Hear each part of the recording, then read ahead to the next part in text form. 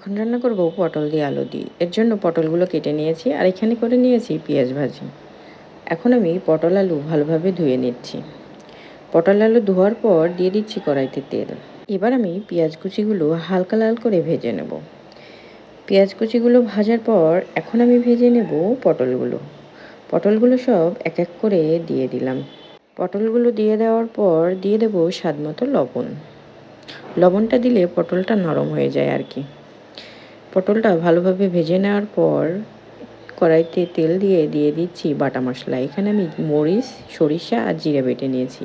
মশলাটা কষিয়ে নেওয়ার পর দিয়ে দিলাম পানি, দিয়ে দিচ্ছি লবণ আর হলুদ।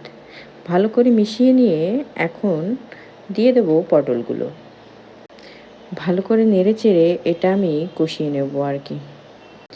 কিছুক্ষণ পটলটা কষিয়ে নেওয়ার পর দিয়ে দিচ্ছি ঝোলের পানি। এবার আমি ঢাকনা দিয়ে ঢেকে দেবো যাতে সেদ্ধ হয়ে যায়। ফুটে ওঠার পর দিয়ে দিচ্ছি ভেজে রাখা পেঁয়াজ বাটা। এই যে আমার পটল আলুর তরকারি কিন্তু হয়ে এসছে। এবার আমি নামিয়ে নিচ্ছি। আমার ভিডিওটি যদি আপনাদের ভালো লেগে থাকে তাহলে অবশ্যই লাইক, কমেন্ট, শেয়ার করতে ভুলবেন না। সবাই ভালো থাকবেন, সুস্থ থাকবেন। আল্লাহ হাফেজ।